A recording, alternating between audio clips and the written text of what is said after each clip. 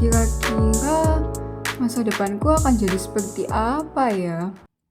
Nah, mungkin dari kita sebagian besar banyak yang mengalami hal seperti yang ada di video tadi.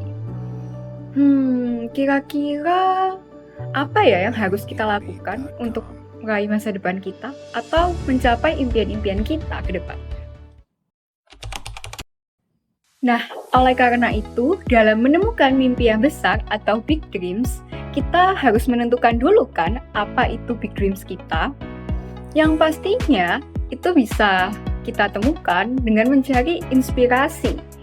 Mungkin kita menjadikan salah satu tokoh sebagai inspirasi kita, seperti Maudy Ayunda, Just No Limit, atau Ibu Sri Mulyani mungkin ya. Mereka itu orang-orang yang keren dan hebat loh. Atau sebagian besar dari kalian juga ada yang ingin menjadi profesional, bekerja di bank mungkin, dan juga mungkin bekerja di 4 kantor akuntan terbesar di Indonesia, atau bahkan di Asia.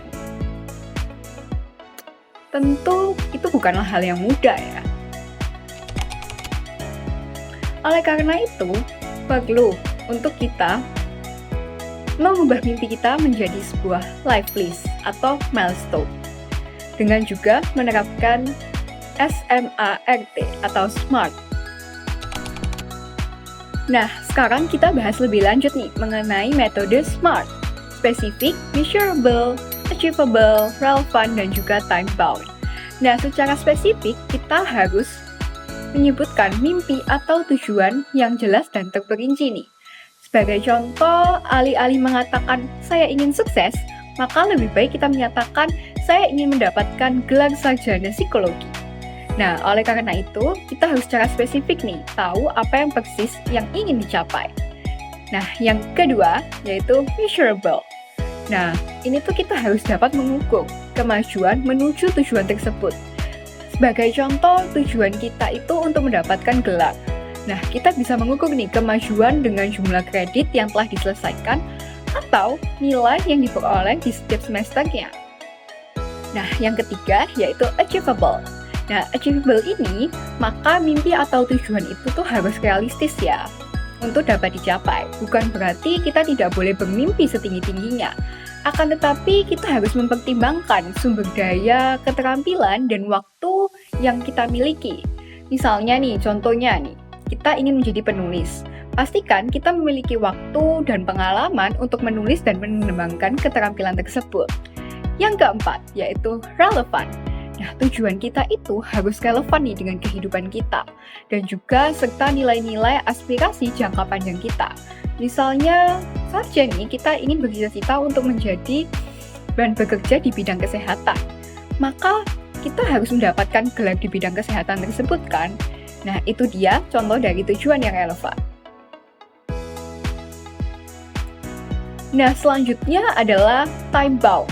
Nah, setiap tujuan itu harus memiliki batas waktu untuk mencapainya. Nah, itu membantu kita untuk tetap fokus dan juga termotivasi. Misalnya, saya ingin lulus dalam waktu 3,5 tahun. Maka kita harus merancang nih dan memberikan rangka waktu yang jelas untuk mencapai tujuan tersebut. Nah, dengan menggunakan metode SMART tadi, kita itu dapat merumuskan mimpi serta tujuan kita dengan cara yang lebih terstruktur dan juga efektif. Sehingga ini tuh juga meningkatkan peluang untuk mencapainya loh. Nah, setelah tadi kita sudah menemukan nih apa yang menjadi mimpi besar kita atau big dreams.